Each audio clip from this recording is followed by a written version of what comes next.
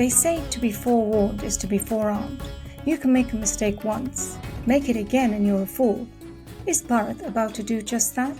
While the country still reels from grotesque distortions of history being taught in its schools, why, we ask, is the government bringing in more foreign education to finish the job? The job of keeping indigenous young minds colonized? Who is really behind this move? And whose interests does it serve? Namaste, and welcome to Citti Media. Now, we may not have answers to all these questions, but to help us unpack this development, we're joined by Pandit Satish Sharma, a civilizational analyst, scholar of comparative theology, and someone who thinks quite deeply about such issues. Panditji, welcome. Pranam, namaste, namaskar, Jai Shri Ram to you, Navita ji, and thank you for the opportunity to speak about this subject. I think it's a remarkably important subject, and I'm also a little concerned that many people may not have noticed it. It may have just slipped under the radar. So well spotted, and yes, let's explore this and see whether we can help everybody understand it a bit better. A pleasure to be with you. Thank you. Thank you. Great. No, we should dive in because there's so much to cover. So recently, the government of India announced that Western Ivy Leagues are coming to Bharat. Now, these are premier institutions like Harvard, Oxford, Cambridge, Yale, and many Indians aspire to send their children there. So what's wrong with them setting up shop in India? Well, let's take the positive spin first. There's a great opportunity here. There could be benefits for Americans and for Indians, greater ties between the two countries, a flow of knowledge, talent and understanding, etc., etc., etc. So that's all very much a positive and very much possible. But that has to be secured, that has to be ensured, because that's only one side of the coin.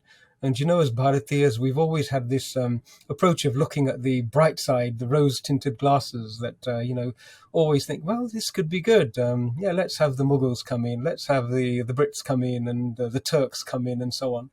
So I think it's about time in Bharat's recovery to start to be very positive and open-minded, but to have a look in a little bit more detail. And when you do that, that's when the interesting things start to emerge, don't they? When you are engaging with a business or you're wanting to grant a visa to somebody to come into the country, very simple things like this. You have a look at the CVs of people, don't you? You have a look at the background of the business. You have a look at its history. And I wonder whether that's really been done. Had it been done, I think the manner in which the government had approached this would be quite different. Let's think of Harvard and Oxford as two prime examples. Although Yale, I understand, is very close and not far behind. These are all institutions whose roots lie in the dark period of history that we look at as colonialism. They were established there. The wealth accrued to these institutions at that time. And the policies, the processes, the value systems that were around when these were established, they cast a long shadow. And so I think we really should have a look at those. If you look at the colonialist history of Harvard, it has a huge amount of money, and we know that a lot of it accrued during slavery. We know that a lot of the power, the land that the owners of these institutions acquired was taken under false pretenses from the indigenous people, and the Native Americans really suffered at the hands of the colonialists who established Harvard and Stanford, etc. I don't know whether you're aware of it, Navita. One of the nuggets I came across in my research about that time was that I think there were 463 perhaps treaties that were entered into by the colonizers with the settlers, as they call themselves, the colonizers, with the indigenous people of America. And all of them, not a single one was adhered to. All of them were actually broken. So land was seized, peace agreements were not adhered to, and the people were moved from their lands into concentration camps or reservations, as they're called, where their freedom of movement was completely denied to them. So these attitudes, I think, they're not the exceptions to the rule. They pervaded the thinking at that time. Has it disappeared? I don't know. If we come to recent history and look at other institutions and organizations and businesses that came into Bharat over the last few decades, the cola manufacturers spring to mind, don't they? how they came into Bharat with the best of intentions and the most wonderful marketing, and yet they destroyed the indigenous industry there. Imagine what would happen if a similar scenario were to unfold in Bharat. The fledgling institutions, the fledgling academic sector in Bharat, it's flourishing at this moment in time. We have so many universities and private institutions emerging. But imagine if somebody with an enormous endowment were to come in and use its muscle and its monetary might to make it difficult for the industry to continue to thrive and prosper. That's a very valid concern. And I think these concerns really do need to be looked at by the Indian government. Perhaps they have, perhaps they haven't, but we should dig into it a little bit more, and let's see. Yes, you're right, actually. Graduates from Oxford were deeply involved in the British East India Company. In fact, much of the ruling class of the British Raj was trained at Oxford. So this feels a bit like British East India Company 2.0. Navitaji, it could well be that, the Harvard East India Company. You know, they came to trade, didn't they? They came to trade, they came to preach the gospel of peace and happiness and coexistence and everything else, and yet $45 trillion of wealth disappeared, 100 million people died, 25 years of successive famines, so much hardship and so much suffering came. And these institutions, I think the onus is on them to prove that they are actually of a different ilk and a different mindset, that they are not the academic versions of the East India Company with predatorial predilections and intentions. Personally, I don't think that's been done. So it's a very, very valid concern. You mentioned the students of Oxford. Oxford was established to be able to exert control over the colonies. It was established to teach people and train people in how to dominate throughout and across the empire. And it just sprang to my mind that George W. Bush was a product of Yale, and he was the one who, with his co-conspirator, Tony Blair, wreaked havoc on Iraq. Do you remember the weapons of mass destruction? There we have a product of Yale combining forces with a product of Oxford University. And there was something lacking in the integrity of these individuals. I don't think the universities were successful in nurturing the appropriate character. It may have given them skills in speech and debate, etc., but there's something fundamentally missing. And if that's a problem with the institutions which trained them, we should really be aware of that. It's true. You know, you mentioned trust. Now, are the operating practices of these institutions desirable? And I ask that because last year I read that Harvard faced a lawsuit for racial discrimination against Asian Americans. Basically, they were putting a cap on the numbers that they admitted onto campus, irrespective of merit.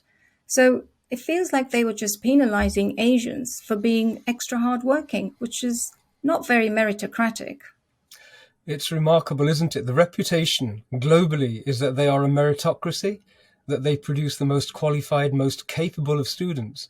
And yet the policies and practices seem to indicate something different, don't they? And this is not an isolated incident. You've mentioned one lawsuit here in the United Kingdom. Many of your watchers hopefully will have come across what happened to Rashmi Samant at Oxford. The overt discrimination, the hate that was directed towards her just for being a Hindu. And it's not too different to the criticism, the hate, the denigration that Hindu students are suffering and experiencing in the Ivy Leagues. And what you've mentioned is outright discrimination. It's a denial of appreciation for ability, for merit, a recognition of the hard work that Indian and Asian students generally put in. Fancy being discriminated against for working too hard. And if you look at that approach, imagine it being transplanted into Bharat, into India. Would they be operating similar social manipulation exercises? It would be really good to know what their position on caste is. Would they be imposing caste quotas and approaching shall we say, India's societal issues that India is now working and to recover from? Would they be actually dabbling and exacerbating those fault lines very, very valid concerns. If you broaden out our experience of Yale, Oxford, and places like that, I seem to recall that in 2021, Singapore closed down Yale University. And I think they raised concerns about foreign influences operating in those universities. They even expelled an academic who was causing societal, shall we say, conflicts. So it's not without our concerns are not without justification. We have to really wonder about these things. And one of the other things which is of great concern is that Harvard's relationship with China is an interesting one, because they have a very deep and long-standing relationship and a huge amount of money and a longer running relationship of sharing knowledge and building institutions and libraries, etc. Never criticizing the CCP for any of its actions, although it regularly publishes reports to criticize Bharat. Bharat is having a civilizational war with China at this moment in time. Would Harvard respect that? Or would it interfere? Would it start to try and manipulate policies that the Indian government wanted to instill, wanted to implement? Very, very valid concerns. So yes, well spotted. There is a civilizational aspect to this, and the colonialist aspect is very, very much real, present, and of a concern. Yes, real issues to be wary of. And another important consideration would be, how would their values fit in with Indic values? And I ask that because, we all know that much of Western academia has been taken over by the liberal left, and probably much of Indian academia too. But do we really need their latest version of all these crazy, wokey ideas? I mean, what would that do to Indian society? Well, would those concerns have already been addressed or even asked or even raised? I would have hoped that the Minister for Education, I think it's Honourable Dharmendra Pradhanji at the moment, that his team would have thought to ask these questions as part of the assessment and as part of the agreements that hopefully will at some point in time materialise. But you're right, we can see the irrationality that has crept into American society as a result of this notion that thoughts are more important than reality. There is a physical reality that we all live in, and there is a physical reality that we all navigate. And in order to navigate that physical reality with the least suffering, we need to understand how it works. Thoughts and ideas, they are transient. And how many of us came across Santa Claus in our youth and then abandoned in our infancy, and then abandoned the idea that Santa Claus existed as we matured? Ideas are ephemeral. And yet to seek to impose ideas and to deny people the right to scrutinize ideas and to test them against reality is a complete and utter nonsense. It's a denial of the fundamental processes of learning. And yet they have become not only established, they have become dominant, they have become powerful, they have become influential, they have become illiberal. The word liberal sprouts from France, libre, a book. And the liberals were those who were the most widely read. They had the most flexible minds. They had encountered a huge variety of ideas and perspectives. And so those people were deemed to be literate and well-read and worthy of expressing an opinion. Whereas those who seem to have forcibly occupied and taken the mantle of liberals are the most illiberal, and to my experience, the most unread and uninformed when it comes to a variety of opinions. And how would that fit in with our Indic values? Our Indic values, do you remember? And I'm sure you've come across it and recall it. We have Satyam eva jayate. That which is real persists, wins, survives. Satya, Satya, Satya is the foundation of the Bharatiya knowledge systems, but also the approach to existence. So we have on the one hand asatya, and the other hand, our teaching institutions base everything they do on the basis of discovery of Satya. There is a conflict there, and that conflict is very, very important. It's important that that's addressed. Yes, I mean, I think from what you've described, their values do seem to be deeply at odds with Indian values. Yes, I'm Vasudeva So, Kutumbakam. I'm sorry, Vasudeva Kutumbakam springs to mind. We have an all-inclusive culture. It's open and it's accommodating. And the mechanisms for teaching, they were never rigid. Asking questions is a fundamental route. It's a fundamental platform. Being able to have freedom of thought and freedom of expression, as defined in the Natya Shastra, these are all freedoms that are fundamental to the Indic way of looking at the world, looking at our existence, looking at creation. And, we have the yamas and the niyamas, which establish a moral understanding of how humans exist. And again, we have karma, which says you're free to explore and you will learn from your own mistakes so long as you don't cause other people harm. So all of these amazing rights that have accrued to our people, our civilization over thousands of years, they are not present in a dictatorial, dominating, ideology-driven educational establishment. Very much something that needs to be looked at. We also have an appreciation for wisdom, don't we? About emotional maturity and civilizational stability. All of those things that come from the multi-generational experiences, the paramparas of people we call elders. All of those things are at odds with this notion that you can throw together a few words, create an idea, and give it equal weight and demand recognition when it doesn't withstand scrutiny. That would be a major, major issue. The Indian approach versus the Westernized approach, it needs to be a fundamental part of this conversation. It's almost as though one is fluid and one is, I'm sorry, you were saying? I was just going to say, from the way you're describing it, it sounds like quite a regressive step.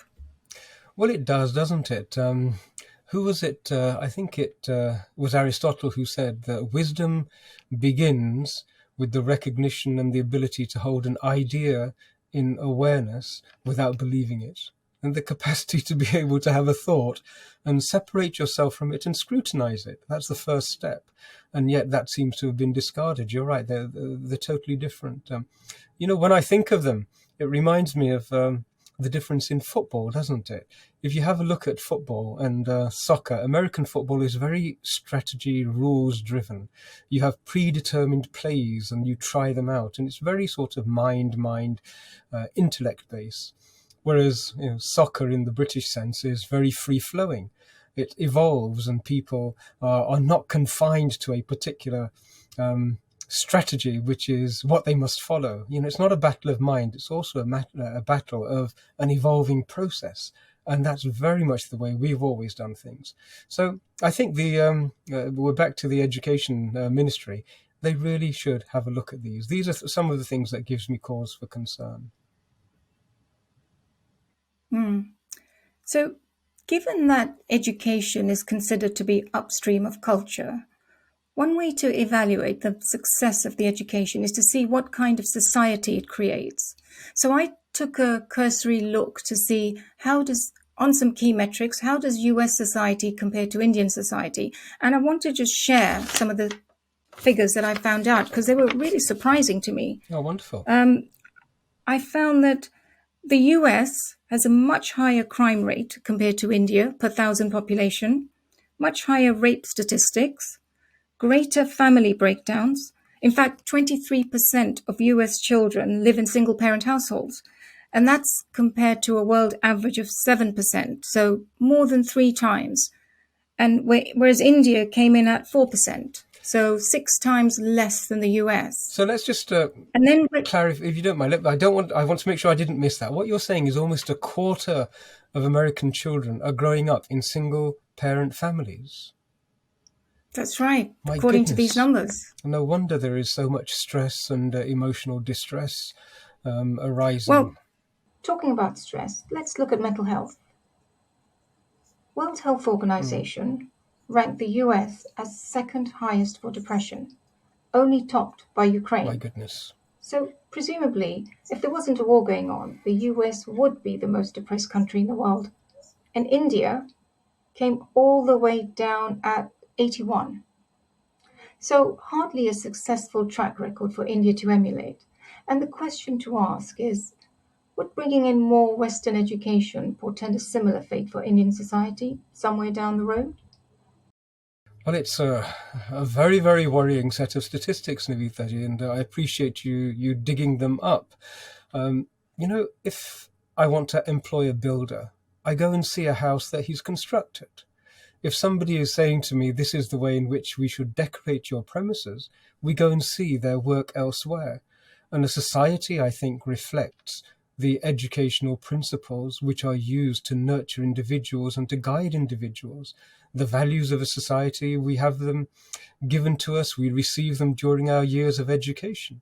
And from what you're saying, and it's probably reflected in the state of the American society, is that we have been producing imbalanced people who have very powerful heads, but unbelievably unstable hearts, very highly educated, emotionally unstable people whose characters have not yet formed. And I think that's consistent with the America that we're seeing. We are seeing a nation which is not at peace with itself. It's not at peace with itself. There is such societal strife amongst all the communities, and it's not at peace with the world either.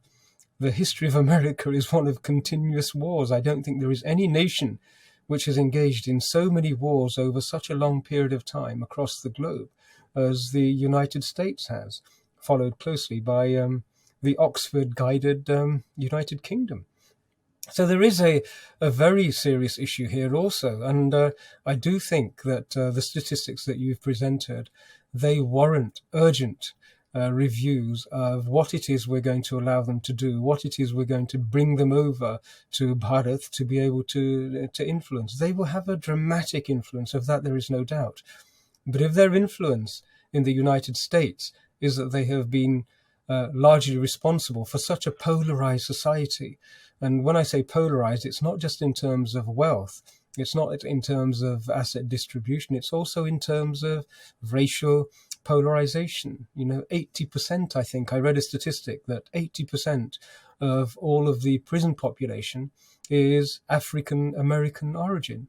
There is something systemically wrong there. How does that happen? And so there are many, many areas of polarization and conflict in the American society. And I would have felt so much more comfortable if these universities and establishments were going to come to Bharat and say, look, we have got an incredible society. We have participated and achieved equality of opportunity and of achievement and of attainment. Look at all these incredible demographics and statistics. Then we'd all be saying, oh, wonderful, let's learn from them. But I don't think that's what they're bringing. They haven't proven it themselves. And the last thing we want is for Bharat to become yet another testing ground for colonialist ideas which have not brought peace, happiness, harmony, and have not brought equality, have created suffering. It's a little bit, it reminds me a little bit of the recent history of the testing of drugs on indigenous populations. I think the Bill Gates health initiatives, they introduced a polio vaccine into Bharat, and it resulted in a great many of deaths and had to be withdrawn immediately. It wasn't introduced into a white Euro-Christian population. It was introduced here, and similar experiences have happened in Africa.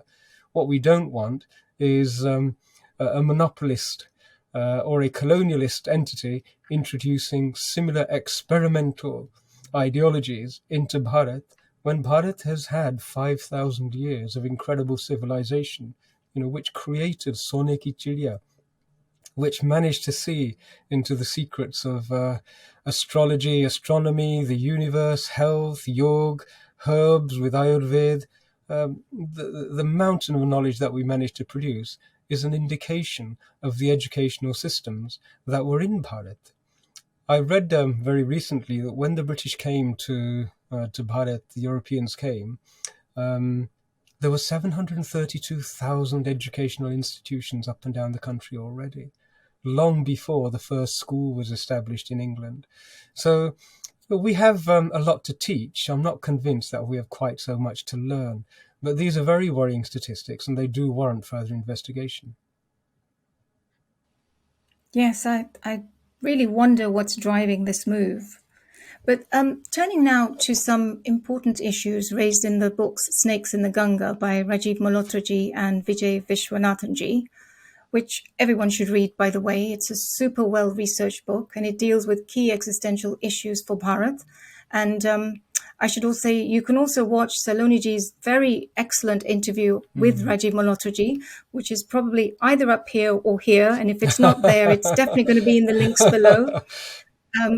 The contention is that anti-Hindu snakes in the den of rogues and thieves, which is Harvard, previously being bred for export, are now going to be expanding to breed on home turf in India. Is that a oversimplification or fair assessment? Well, I will also give a shout out of support and appreciation to Snakes in the Ganga.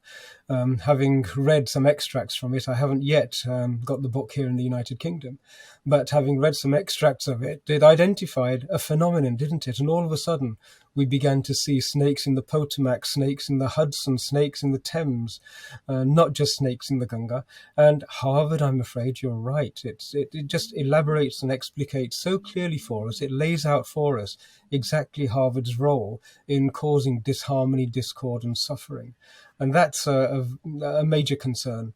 You know, if we have a look at the product of Harvard, Harvard created bodies of supposedly knowledge and academic infrastructures, people, departments, schools of thought, all of which seem to have had a detrimental impact upon Bharat, and the intentions, I don't think, have changed. If we have a look at some of their output, we talked about George Bush and we talked about Tony Blair, Sir Tony Blair, who was given a knighthood for his work in Iraq. America has produced similar entities. You know, we've had Sheldon. There's a wonderful British term, Sheldon Pillock, I think would be more appropriate, but let's not abandon decorum and still call him Sheldon Pollock. His pronunciation of Sanskrit terms is almost as bad as my pronunciation of some of the English names. But he mistranslated the text with an incredible lack of ability. You know, it was just such a crude, it was almost like a neophyte masquerading as an adept in terms of his control of Sanskrit. And yet he became the dominant voice. He became the guiding light and directed the understanding of Sanskrit, not from a pure understanding of Sanskrit, but a weaponized understanding of Sanskrit designed to cause rifts, harmony, designed to appropriate very much in the mold of the British colonialists when they came to Bharat. An awful history there. And do we want those sorts of people to be nurtured in Bharat itself? Do we want these people to determine what the next generation of Bharatiya Sanskritists are going to be like? My goodness, that's a scary thought. And others, similar sort of poor quality pedagogy, poor quality academic research, and poor quality publications. Isabel Wilkerson as another ideal example. Her recent work, appalling cast, and yet she had absolutely done virtually no research. It was almost as though somebody had forgotten that the concept of confirmation bias needs to be borne in mind by any academic, any researcher. You have to have a look at your own biases. She didn't. It is merely one enormous, weighty tome of confirmation biases, and then some ideas which don't bear scrutiny. Just some of the American experience, the lenses through which American academics look at the American society were the same spectacles that she donned to look at Indian society. And it's that colonialist gaze. So very, very poor quality academia is the output, and we do not want to see that nurtured and replicated in Bharat. You know, you mentioned Isabella Wilkinson. It just reminded me of something I heard J.Sai Deepak say. He said, "Why would I want to listen to a former slave weaponizing caste to pave the way for the creation of future slaves?" I found that quite interesting.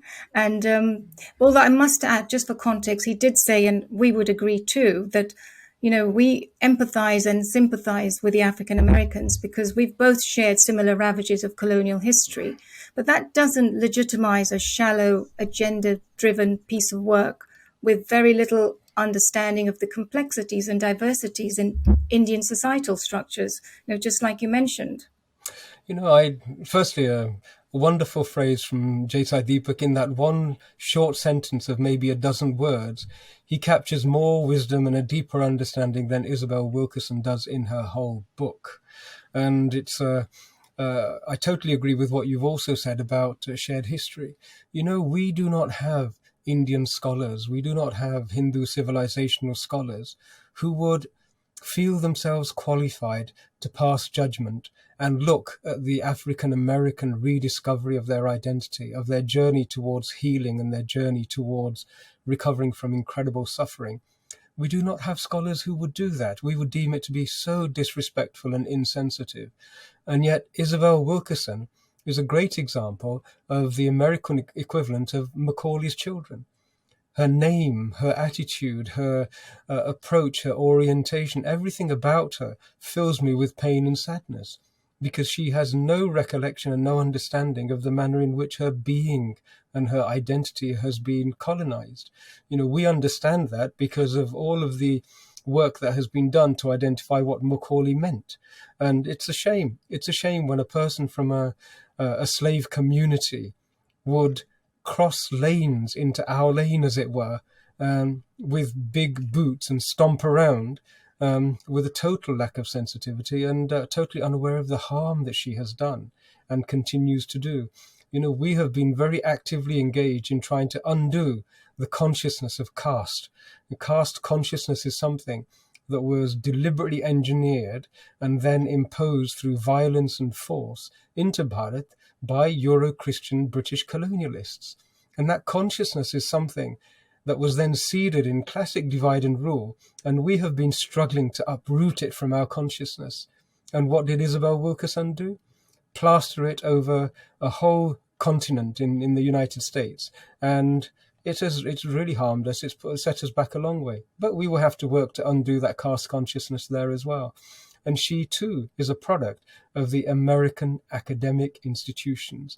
And there was talk of her, I think it was a Booker Prize or a Pulitzer Prize or something like this. But it's such shoddy academic work, and I don't think that will happen now.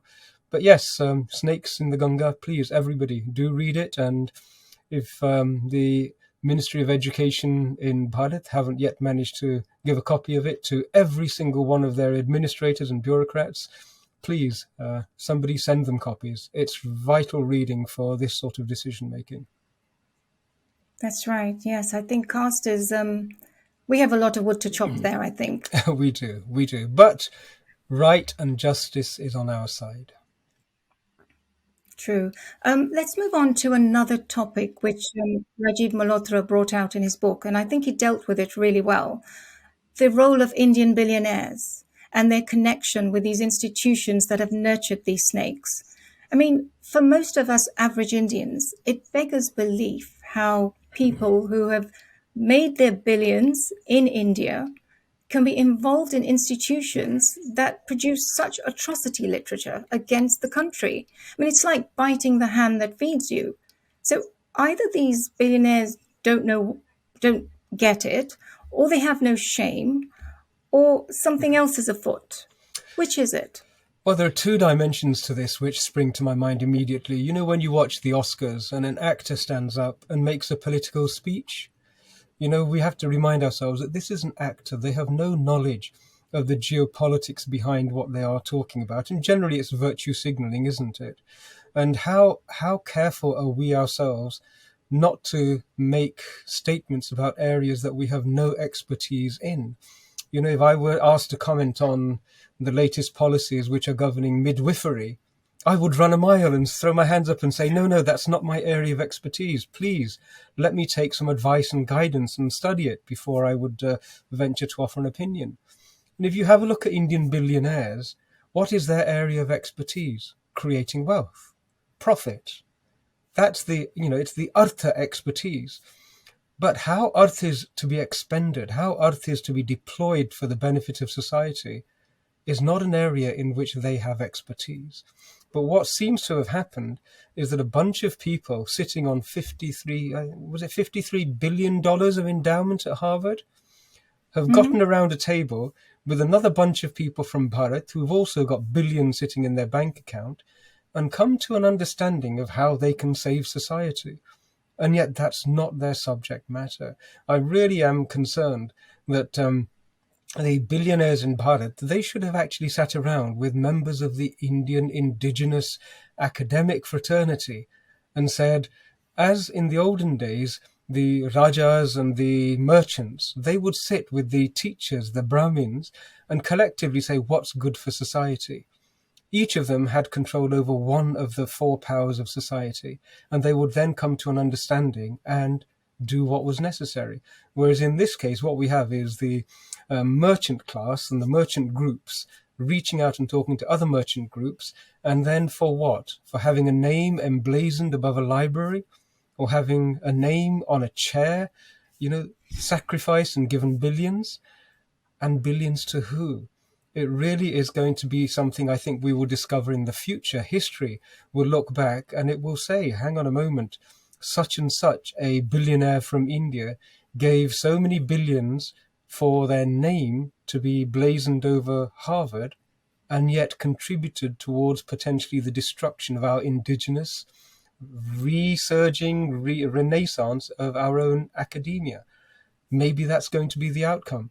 Maybe it's not too late, but you're absolutely right. It's something that needs to be redressed. There is a psychological issue as well, isn't there? That notion that we still need to receive approval and validation from the top of the tree institutions, bodies and people in these first world nations, all built out of colonialist horrors. We still need to have that pat on the back. That's a bigger worry. I'm hoping that the conversation that seems to be happening more and more in Bharat now, where the indigenous voice is demanding recognition and is asking for accountability, I think that voice is going to reach the ears of these billionaires, and I hope that they will take advice, take guidance, and look at what they can do to ensure that diversity of education continues to thrive in this world. We do not need just clones of Western European academia, because it's severely, severely flawed. What a wonderful thing it would be if we had diversity of indigenous academia flourishing all over the world. Imagine if Harvard were to give a huge amount of its endowment to the Native Americans, so they could actually rediscover and proliferate and share indigenous wisdom from their tradition. Same with the South Americans, same with the Africans. Imagine if the whole of the African nation had the opportunity to formalize and produce its own indigenous academic teachings and traditions and institutions. And of course, Bharat, which I said, had 732,000 academic institutions when the British had none. We have a lot to contribute, and I really hope that our billionaires and the commercial class take on and shoulder that responsibility. They have a role to play in this. Yes. Moving on to some practical considerations and thinking about the syllabus and the content of the materials that's going to be taught in Bharat by these institutions. I'm asking this question because it sounds like the Indian government has given them pretty much a carte blanche. Like they can teach whatever they want, which I find a bit odd. I mean, they do say they mustn't do anything anti-national, but then anti-national agendas can be cloaked in very benign sounding terms like gender studies or environmentalism or equitable outcomes. And it seems odd that a government can abrogate such a responsibility to a foreign institution, particularly when they come from a culture that has a well-known history of subversion and exploitation. Well, Union Carbide came in with the same best intentions, and Bhopal still hasn't recovered 2 generations later. Your concerns are entirely valid. And it's not just that aspect which needs to be controlled. These are institutions which have a habit of grabbing intellectual property, of finding knowledge, wisdom, discovering, and then badging it and owning it, and then charging for access to it. And, I'm deeply concerned that indigenous Bharatiya knowledge will get plagiarized, it'll get harvested for profits, digested, and, the final nail in the coffin, it'll be weaponized against its originators. And we've seen this happen repeatedly. So the concern is not without foundation. We've seen it happen with yoga, where Yoga without Om has become all the rage. Meditation, eco-sustainability. They have so much to learn from Bharat's indigenous knowledge about eco-sustainability. And yet they do it again and again and again. So they should not have free rein by any means. The syllabus must be controlled. I would go as far as to say that the anti-social sciences should be excluded in their entirety. That STEM and maybe medicine and so on and so forth, we should start very gingerly and cautiously developing a friendship and a relationship before jumping into a marriage without knowing exactly what this is. And I'm conscious of the statistics about marriage failures in the West that you shared only a moment ago. They have a history of single-parent families, and we don't want the academic equivalent in Bharat. It's very, very difficult to back out of it afterwards. These are concerns about syllabus, about content, about teaching methodologies, about guarantees and concerns. They should be raised right at the beginning. So let's throw that back at them. Talk about checks and balances and see what can go in. If we extend that thought that we had earlier about China, would India open its doors to Chinese academic institutions? It's a very valid concern. There are many people who still remember that in 1971, the Americans sent warships to attack India when India was under attack from Pakistan. There are many people who still recollect the numerous occasions where the United Nations pushed through resolutions which were contrary to India's best interests and often contrary to India's security requirements.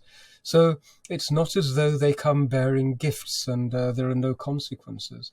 So in the same way that China would be dealt with at arm's length, with security, with conditions and checks and balances, it's exactly the same process that should be adopted with the United States and also with academic institutions from Oxford. And to be perfectly honest, I think dealing with them in that robust manner would actually be good for both parties. It would be the cause for relationships and outcomes of equals, as opposed to one party looking for a win situation, which is what Bharat always does, and the other party quite happy for a win-lose situation, so long as the win is big enough, which is traditionally what colonialists do. So absolutely vital that syllabi, syllabuses and everything else be scrutinized and measures put into place and consequences of those measures being breached also being clarified. And again, we should have the strength of national character in Bharat to be able to expel Stanford, Yale, Harvard and Oxford if they breach those conditions in exactly the same way in which Singapore and Hungary had to do. Yes, and have you noticed that most of these universities have their own printing presses? So Harvard has Harvard University Press, you have Oxford University Press, Cambridge University Press, and so they can come up with their own ideas in ivory towers and then self-publish them and then train the journalists to spin the narrative that they want. So basically, they have a monopoly of the complete end-to-end knowledge production process. And then to top it all, they can cancel all dissenting voices. Now, that presumably, if they came to India, that's the danger, isn't it? I mean, I think we'd all be stuffed if that happened, because then how does one present an alternative point of view?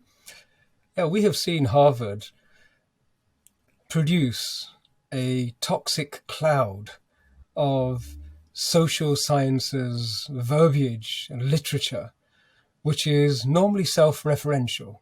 The people in that cloud, they refer to their own work and nothing else, on the subject of India and Hindus. They have a huge industry which is devoted towards telling Hindus and Indians about Hindus and Indians. And that should actually be, I think that should be banned in its entirety. And if I just pick on a principle, in the United States, they've given respect to the notion that a person can choose their own pronouns, that an individual has the right to say, you have no right to call me by a pronoun which I object to and which causes me offense. I would say Bharat has the same right to say to Harvard, you have no right to publish a single word which causes me harm or causes me offense, which I disagree with and disapprove of. If that's there, then all of a sudden many of our concerns disappear. But if Harvard is going to, the mothership is going to establish a little outpost, shall we say, in India, and then from India start to spew forth the same toxic social sciences pollution, which is going to try and tell Indians about their deficiencies and their defects and try and undermine the society itself, it should be banned. They should be expelled without a second thought. So you're right.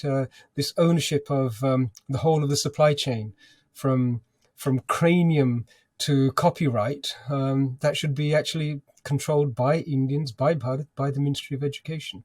They should not be given carte blanche, not by any means. True.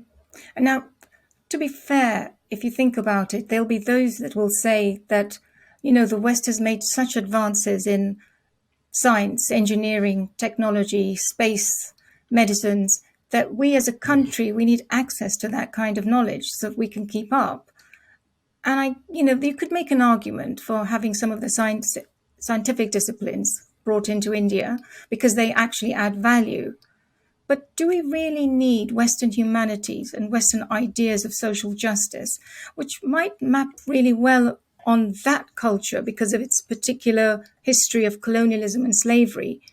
But how would it map onto a fundamentally different societal structure that we have in India? I mean, it feels like it's trying to fit a square peg into a round hole. Can that ever work? We have a totally different civilizational ethos. And on the basis of that civilizational ethos, I don't actually value to any great degree even the technological advancements that have accrued. Technology is a tool, and it can serve humanity or it can destroy humanity.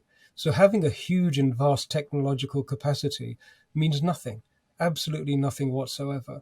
And we saw this in, if I give you a graphic and stark example, there was no need for the Americans to drop atomic bombs on the Japanese and to kill so many innocent human beings.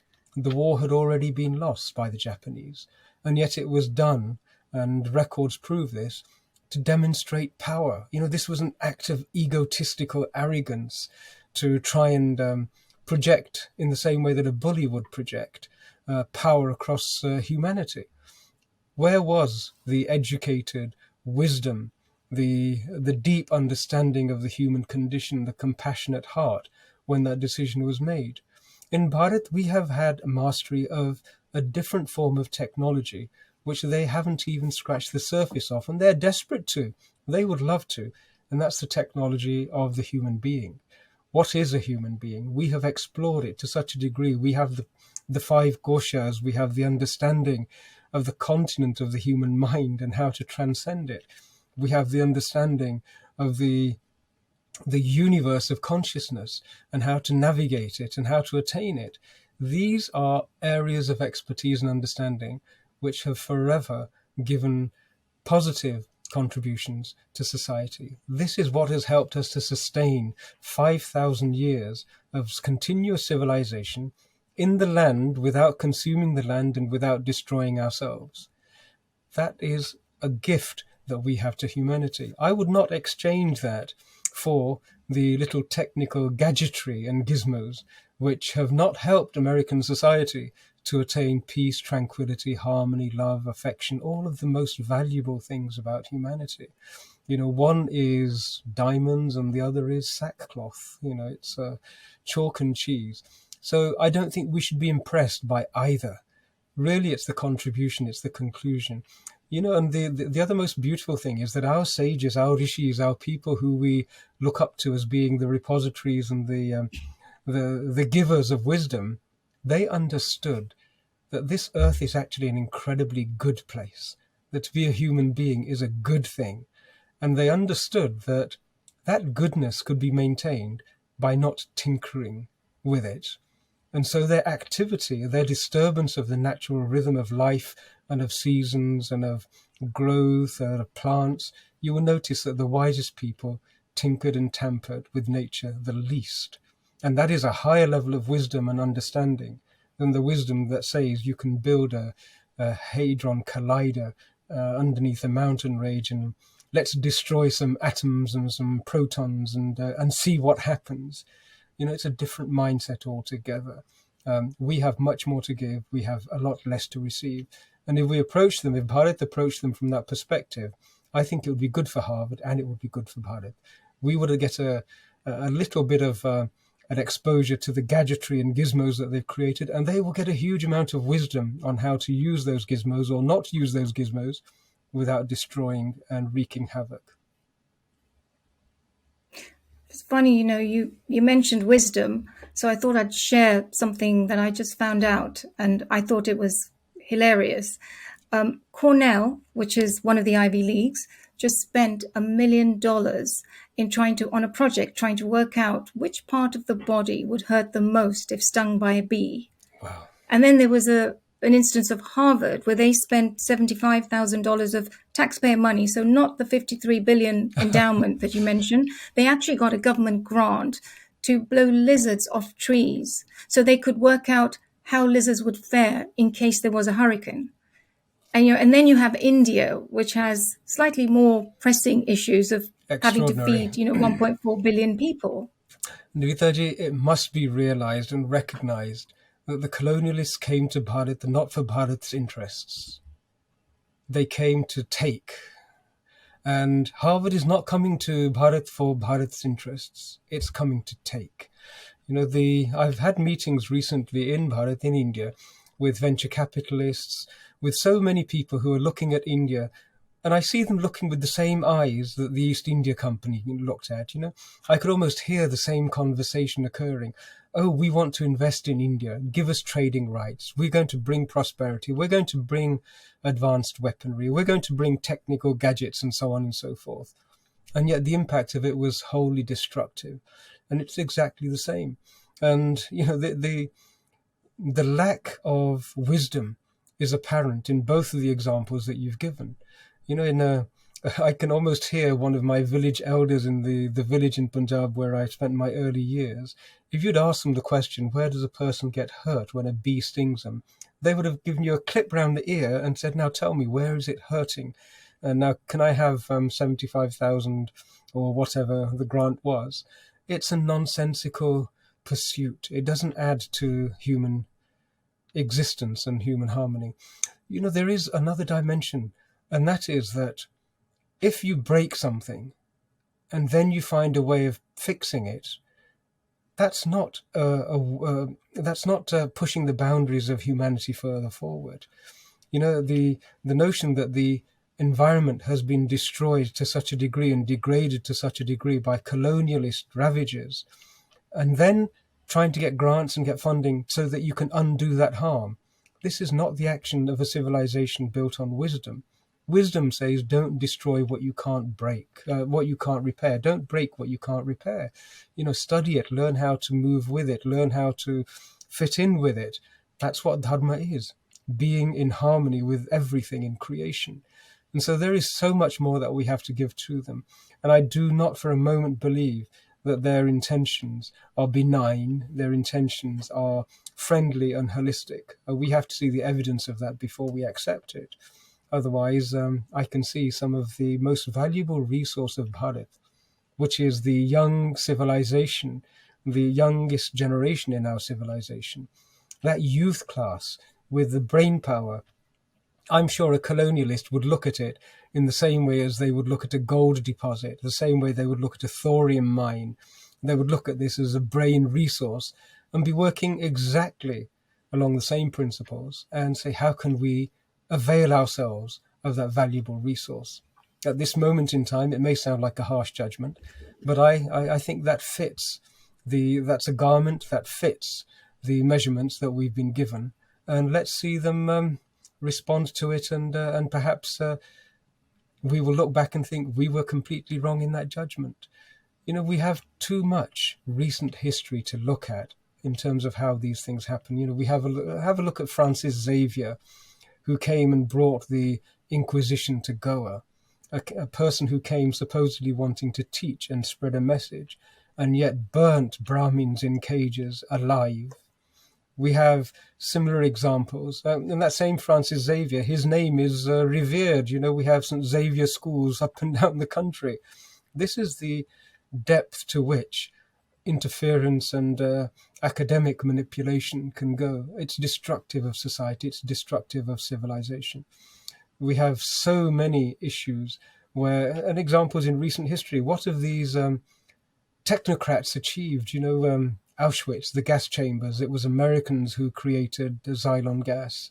The rails that went to Auschwitz, the trains that took them there, that metal was provided by American metal fabricators. Technology. But where's the compassion? Where's the humanity? Where's the dharma? It's totally absent. And we have to give that. But we can only give it to them if we maintain a strong capacity to be able to fight as equals in this space. The last thing that I sort of just want to remind everybody about is there were 41 universities who supported Rutgers in their dismantling global Hindutva project that Rutgers and Audrey Trishke had. I would say, if I was in the shoes of the Indian ministry, I would say that's 41 universities straight away who disqualified themselves. This was the conference at which people said, well, let's dismantle Hinduism. Imagine the horror if somebody in an academic institution were to say, well, the solution to the world's ills is let's dismantle Islam or let's dismantle Christianity. It's offensive on a scale which is hard to comprehend. And yet 41 American universities supported it. Perhaps they should be denied access to the country in its entirety. You mentioned them having access to the incredible civilizational asset that India has, which is the brain power of its youth dividend. That could be an incredible opportunity for talent harvesting, similar to the predatory soul harvesting of the conversion rackets that we know goes on in Bharat. And by the way, if anyone wants to know more about these, please watch this great video here by two talented Indian Christian leaders, Esther Danraji and Jerome Antoji. And if the link's not there, it will definitely be down below. So back to the talent harvesting. Who would own the intellectual property of the discoveries that are made? And I ask this question because we talked about the track record of knowledge plagiarism, and you mentioned yoga, and in fact the whole Hindu metaphysical framework currently is in the process of being digested.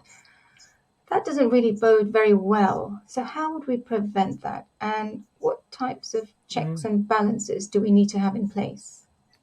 The strongest we possibly can. I mean, the question you asked, so simply, so clearly, who owns the IP, should be asked. That's it. I would ask that question right at the outset, because, as you've mentioned, it's the talent which is indigenous to Bharat. It's the effort of the families of those children, the efforts of all the temples and the priests and the teachers and the gurus and the rishis and the swamis, which have created a generation who are healthy, who have the capacity to concentrate for long periods of time. You can give them a difficult problem and they will dive into it and produce the most amazing solutions. Who owns all of that? It doesn't just belong to the individuals, the students themselves. It belongs to Bharat and the Indian community.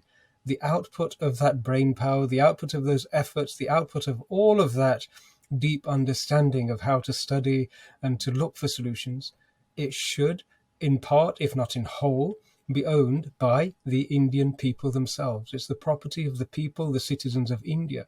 If anything, what should then happen is any discoveries could be licensed to Harvard, to American entities, but the ownership of the IP, the control of the IP, to give it, to deny it, should rest in the hands of the Hindus, the Indians, the civilizational, the indigenous population of Bharat, without a doubt. I would love to be the fly on the wall at the table where negotiations are being conducted and that simple question asked, who would own the IP? That's at the heart of it. What do they say? When money talks, BS walks, or something like this. A friend of mine tossed that. He was an American gentleman as well. I think that's a wonderful principle to share with the Minister of Education. Yes, let's hope those conversations have taken place. I hope so. And if they haven't, perhaps we can stimulate them. Yes, quite right. I think you touched upon this before. So, what would be the impact on the indigenous education systems if you suddenly had a flood of extremely well funded Western institutions coming into the country? What would it do to the local market that's taken a long time to reach the level that it has now?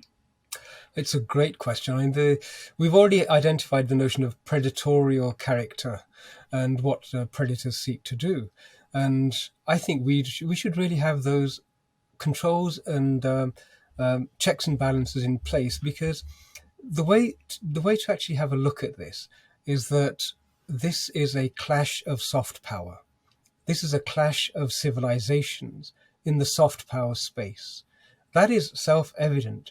And the predatorial civilization knows that if the Bharatiya, which is a collaborative civilization, if that ethos rules, then the very bases of their power structures globally can be dismantled. And so the way in which it should be approached is that we're dealing with somebody who may work with us, who may share benefit and positive outcomes, but who possibly won't. And if history is an arbiter, then they certainly won't. If I was in the negotiations with Oxford, I would be certainly saying the first thing I want is the vaults of the Victoria and Albert Museum to be emptied of all of our scriptures which were taken during colonial times.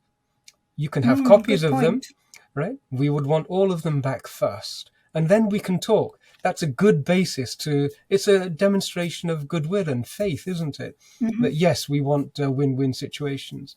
And it would immediately diffuse the suspicion that in fact this is just a predator, same old wine, new bottle, wanting to come, wanting to take, and to do so under false pretenses. So I would suggest that that area of caution is fully warranted. We have to protect the indigenous education systems in their entirety. They mustn't be allowed to be deprived of, shall we say, students, resources, land, or anything else like that.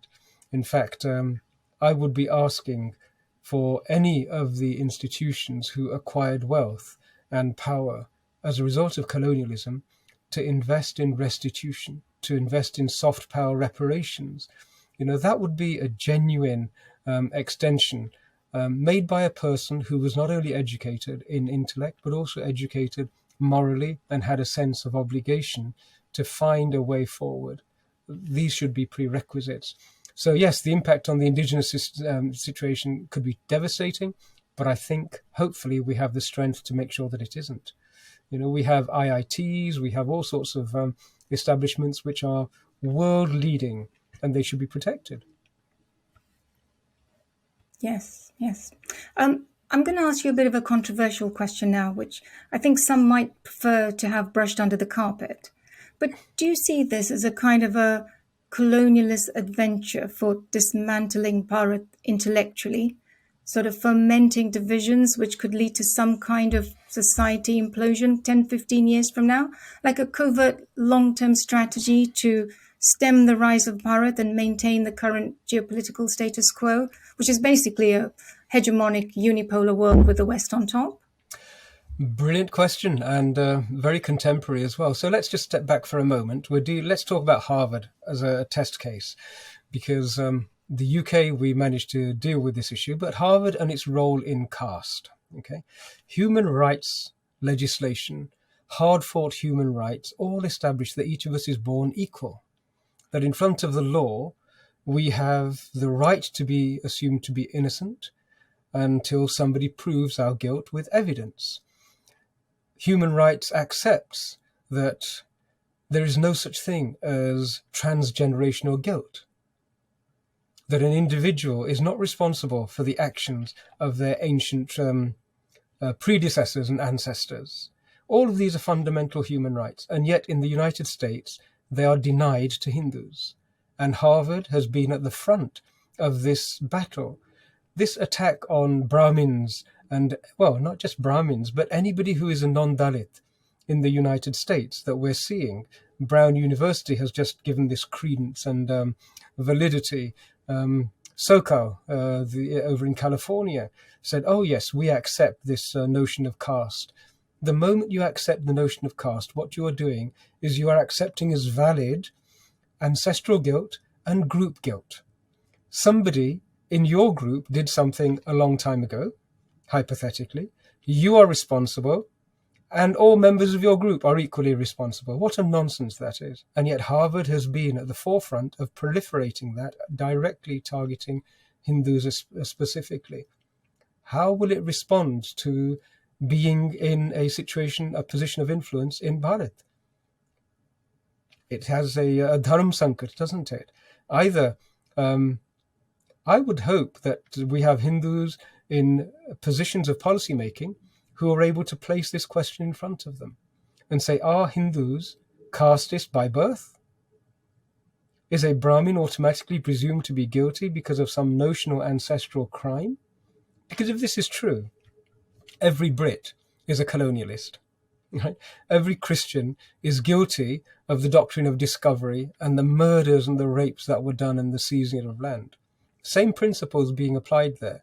And yet when it comes to Hindus, these principles can be applied and supported and indeed proliferated by institutions such as Harvard. I would love to see how this conversation develops. So I'm entirely in agreement with you. They will, as far as I can tell, on the basis of their actions in the United States, seek to do the same sort of mischief making if they're given access to Bharat. Yeah, I mean, it's very duplicitous, the way it's applied to one civilization and not to another civilization. And you pick and choose depending on what narrative you want to spin. It's something that, as you say, I hope people take notice of and they question these institutions on what the actual intention is. Navithaji, the psychological profile of most politicians, there was a study done recently that European politicians, they follow a particular profile, and it's the profile of psychopaths, right? That's not too strong a term for us to use. And you're absolutely right. The hypocrisy is just galling. It's just mind-boggling, isn't it? It's almost as though one part of the brain, that part of the Euro-Christian brain, especially in the American academic circles, which looks at justice, it seems to have some sort of amnesia when it comes to the way in which it itself applies discriminatory forms of justice. And this, I think, is probably potentially, this is one of the greatest benefits of this whole development. We should be able to ask all of these questions. The Indian government should be able to ask all of these questions. Hindu academics should be able to ask all of these questions and demand answers.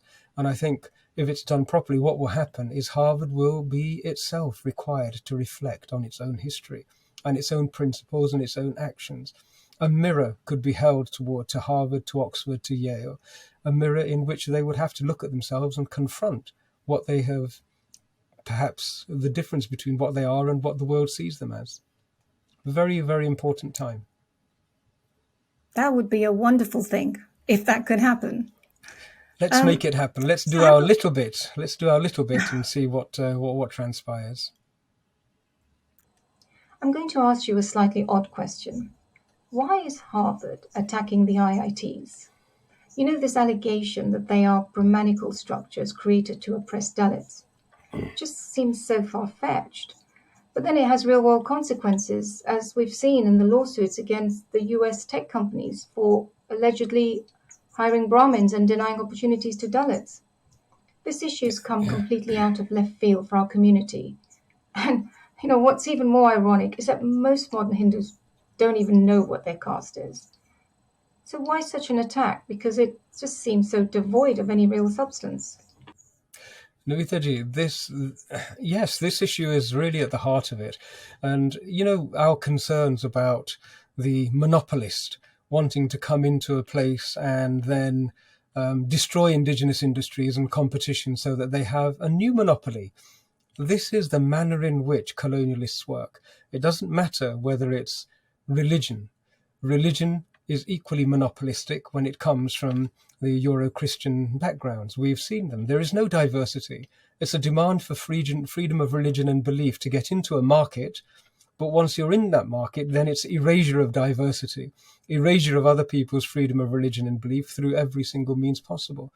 And this attack on the IITs is exactly in accordance with this strategy.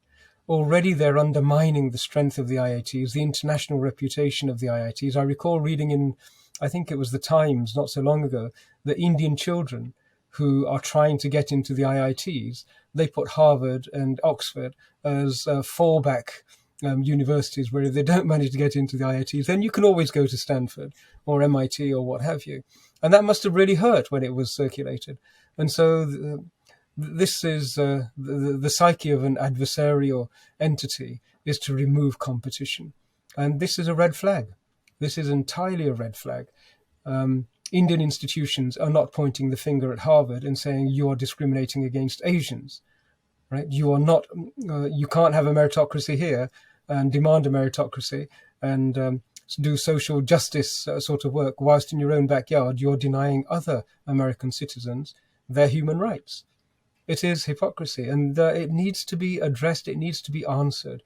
These are not things that the Indian government and the Indian state should be fearful of confronting. In fact, it's a great opportunity for them to confront these for everybody's benefit, for the benefit of students internationally. Imagine if Harvard is a genuine hypocrisy-free meritocracy with free flow of students and knowledge, without predatorial intentions. What a wonderful Harvard that would be. India can participate in seeing that become the reality. Do you also think then there's some degree of academic envy? Because, these IITs produce top entrepreneurs, leaders of companies that produce real goods and services that benefit the world. And then you have Harvard, and they produce Klaus Schwab of the World Economic Forum. And, at some point, do we get to see a brown version of Klaus Schwab? So they can say, we have diversity of the elite ruling class. Well, let's not go there, because I have a suspicion that there are one or two in the wings already, ready to come on center stage. We do have members of our civilization who have been colonized, who are sepoys. Political sepoys exist, using one of, again, Rajivji's terms. We have academic sepoys in abundance. And I'm sure Harvard would love to create even more academic sepoys given the chance within Bharat. There is a sense that Bharat's rise economically and in terms of its geopolitical power is a threat to Western hegemony. And this has to be the backdrop. This has to be the canvas against which any agreements are viewed, any conversations are conducted. Not to do so would be negligent.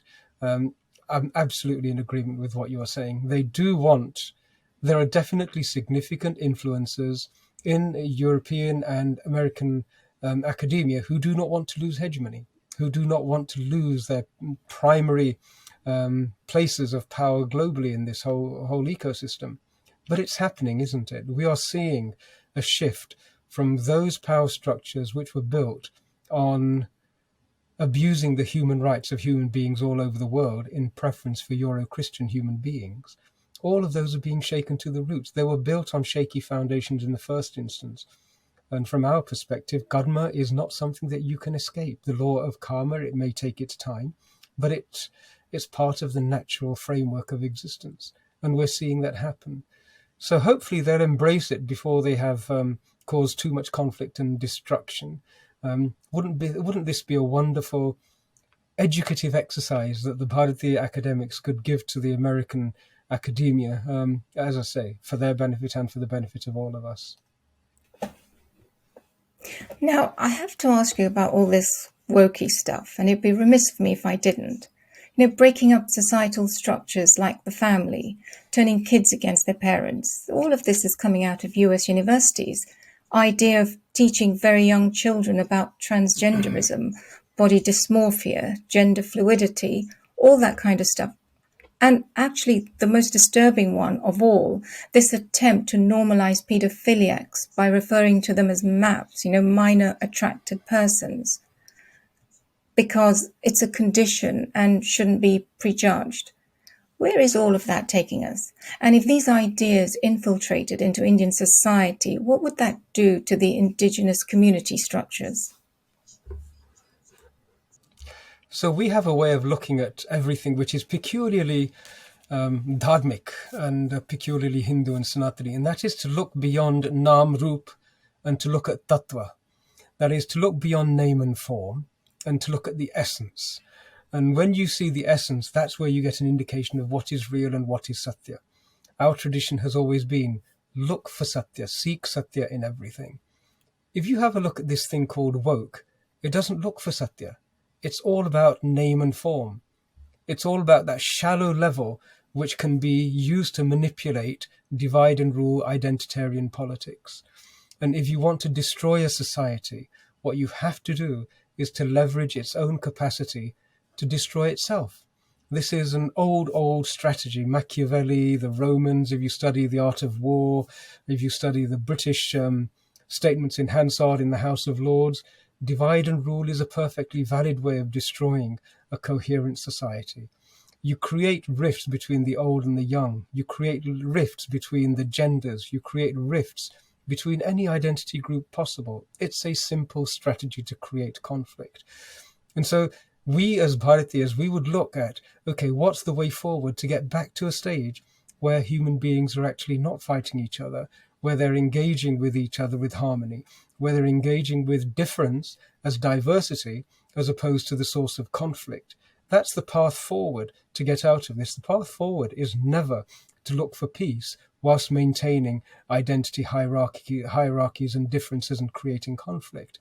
Our contribution to it would be to look deeply at everything, to look at what children are being taught, to look at the manner in which human beings have been successfully evolving into happy societies for a long period of time. You know, Thailand has, and Myanmar, they have gross domestic happiness as a measure of the health of the society. I would suggest that if America adopted that lock, stock and barrel, it might be able to learn something, rather than saying that these ideologies which have just sprung up recently and emerged from the random mentation of people who have healthy minds and unhealthy hearts, they could learn an enormous amount, and a great deal of damage could be undone. You know, how to live in the body, how to live with a mind, your own mind, and to keep it stable and healthy, how to keep the body healthy, how to keep heart healthy. All of these are Eastern sciences. We have established them in abundance. You know, it's again, one of those long established sort of stereotypes is that the world used to come to Bharat to find themselves. People would come to find themselves. And what they were trying to escape from? Identity, name and form, in search of the true self. And so we have more to teach them about this. And it's provable. It can be replicated. It can be process and workflow defined. And we should give this to them. Whereas everything that has emerged under this wokeness has not generated happiness, has not created tranquility, even in the people who have chosen to identify themselves as identity important beings, as opposed to what we would say the inner self, which is the most important.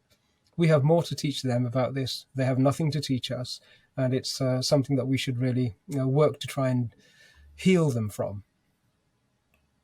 Yes, I mean, and just to add to that, I've heard of cases in the US where if a child acts in a gender ambivalent manner, which is perfectly normal for very young children, and if the parents don't support it, social services can get involved and even take the child away if the parents don't get on board. I mean, and you see all these instances of gender operations on children, many of whom are now suing the doctors and the institutions. And I don't know if you heard that the well-renowned Tavistock Clinic in the UK was shut down last year because of scandalous ideological malpractices around gender operations. I mean, it's just a bit crazy. Navitaji, this is actually a shadow cast by a much, much more worrying trend. Human rights have eventually evolved to the place where a human being has bodily sovereignty. that you are a being with your own sovereignty and your own choices about what can be done to you and done without you. That was extended to family sovereignty.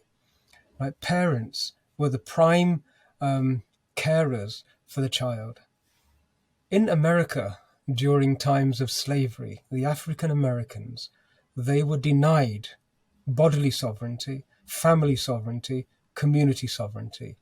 The state could be called in to demand that they behave in a manner which effectively was against every human right that we have struggled to secure. And so these notions that a child is more a property of the state, these are extreme notions which have never generated wealth, prosperity, and happiness. These are the notions which have always led to fascism. They've always led to enslavement, the denial of human rights, the reversal of social evolution, the complete dismantling of justice mechanisms. It becomes about ownership of a human being, and that is slavery. So the people who are adhering to this, I would suggest that they look a little bit deeper at what slavery actually means.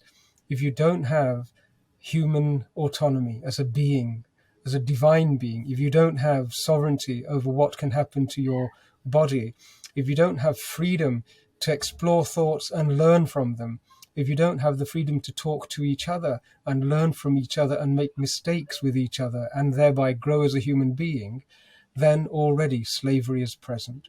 It's just a question of it being named, and I'm happy to name these as old, worn, tired out ways in which one human being or a group of human beings enslaves another human being. And, we have to recognize that the West is built on slavery. The current structures of global governance are all built on slavery. There is not one European nation which didn't benefit from slavery. There is not one religion which didn't benefit from slavery in terms of the Abrahamist religions. And so, these are very simple to understand issues, so long as you have the right concept set. And so I'm gently trying to suggest that what we're seeing is actually slavery returning, but hiding under the guise of all of these virtue signaling concepts, none of which are believed or adhered to by those who are peddling this. Yes, and if history is anything to go by, education is where the seeds are first sown. So I guess, the saying that beware of Greeks bearing gifts seems quite relevant. I mean, these Ivy Leagues could well be a Trojan horse. We know that they might look great on the surface, but really underneath there's a different agenda. And the Trojan horse didn't work out too well for the city of Troy, so beware. Navitaji, you're absolutely spot on. And, if anything, academics, their role is to scrutinize, is to study, is to try and understand. This is what academics are really, that's their raison d'etre. And any academic who is scrutinizing this issue of Western educational establishments coming into Bharat, into India, with free reign, that academic would come to the same conclusions that we have come to. We have not put anything on the table which is inappropriate. And a study of the nature, of the capacity, of the recent history, of the activities, of the literature produced by these institutions, all of those facts give rise to supporting your hypothesis that are these institutions Trojan horses who do not have the best interests of the Indian citizens at heart. I would say at this point in time, on the basis of our cursory exploration of this theory, the theory seems to hold good. This is a valid hypothesis, and it should be scrutinized by academics with a greater degree of attention than I suspect it has been to date. Yes, beware of Greeks bearing gifts, and beware of American institutions and $53 billion endowment funds equally bearing gifts. Panditji, it's been a fascinating conversation. We could carry on, but I think it's getting quite late. So do you have any final closing thoughts? Just some words for the people who will be making these decisions. we've shared a number of ideas. If any of the ideas that we've shared and discovered together seem to be irrational or inappropriate, I would love to hear from them, and please, I'd welcome their comments and feedback. But having said that, if the ideas deserve merit, then perhaps the Indian academics should demand to be part of the loop. This is not the sort of decision that should be taken out by a government without doing adequate impact analysis, without doing deep consultation with the groups who are going to be impacted by this. There should be consultation with the private universities in Bharat. There should be consultation with the government's universities, as well as with the policymakers and indeed the indigenous universities, most importantly of all. It would be a crime not to, and I think it would border on negligence to not do these things. Adequate time should be given. I think our little term that we've coined between us, soft power wars, that's a term which I think should really enter into academic discourse and into civilizational conversation. It's very potent. It has a great deal of importance at this time. And so those would be my closing remarks. I think we've contributed to the discussion and the conversation, and hopefully we will get a response from the government which is accommodative of these things. That would probably be my principal point. I was also going to say, given we're in an increasingly globalist world, it would also make sense for them to speak with academics and experts from within the diaspora, and people who have knowledge and experience in the clash of civilizations and can provide a more global perspective on the new kind of Kurukshetra we're in. Because it is a different world, and maybe people like Rajiv Malhotraji and yourself could help provide some colour on what's really going on. Well, I would be more than happy. Thank you. It's very generous of you. I'd be delighted to enter into this conversation. And you're right. As a diaspora, we actually live in environments where Euro-Christian enterprises and institutions hold power and influence. And so we have been on the receiving end of aggression, soft power aggression and soft power conflict for a long period of time. And yes, we have got a body of knowledge and understanding about this. We saw very recently the attempt by the left Labour Party to force caste consciousness into the minds of Hindus here in the United Kingdom. And we battled successfully and dispensed with it. So we do have a voice and I think something of value to contribute. It's almost, if I can take up the analogy, it's like Ramchandraji arriving on the shore looking over at Lanka, seeking wisdom and guidance, and Vibhishan materializing. We are Vibhishan in this context, aren't we? We have the capacity to share knowledge about potentially hostile entities. And, it must almost, it's worth reminding everybody that Ravan came under the guise of a teacher. And we all saw how inappropriate his intentions were. He stole what was Ramchandraji's Shakti, and our Shakti in Bharat is our ancient knowledge traditions. It would be a tragedy if we didn't recognize Ravan by mistaking him for somebody else. So very valid observation. They should certainly reach out to the diaspora and allow us to contribute. It's a global Kurukshetra. There are no national borders anymore, and help and guidance and wisdom and solutions to problems can be found in the most unexpected of places. It's a wonderful suggestion. Hopefully they will hear it, Navitaji. Well, also all of these consultations take time. And I think what struck me is that this proposal to have these Ivy Leagues come into India has been in the works for over 2 years, but they've only just made it public, and they've given the public less than 2 weeks to give their feedback. So I'm just wondering, why the rush? I mean, this is a hugely important issue and it affects the future of the country. Why not give people sufficient time to reflect, do the research and provide some considered feedback? That is such an important observation and a discovery that's worth sharing with everybody.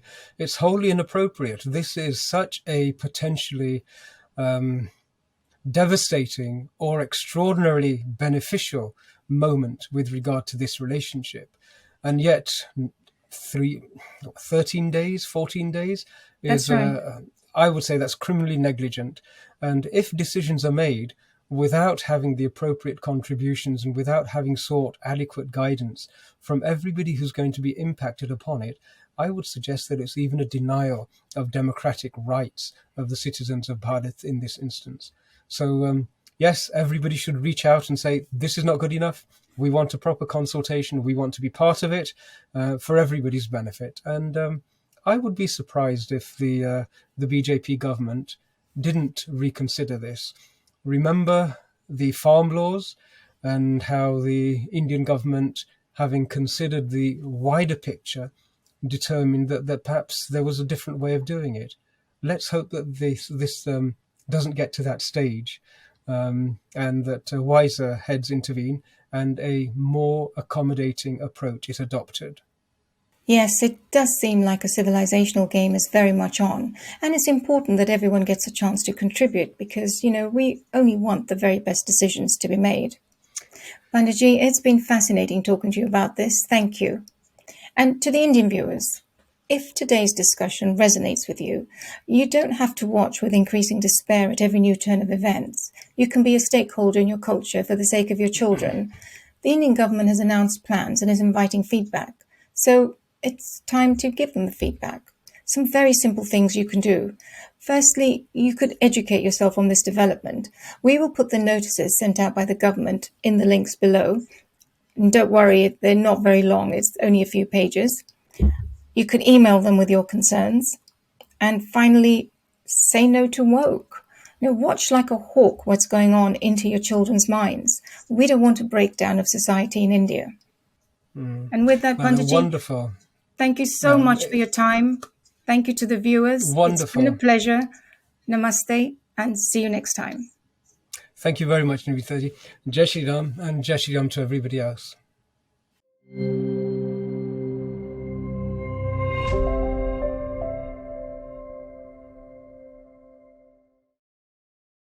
Please remember to subscribe to us and switch on the notifications for this channel. For our other social media links, more content and to support our work, please visit citti.net. Dhanyavad. Namaskar.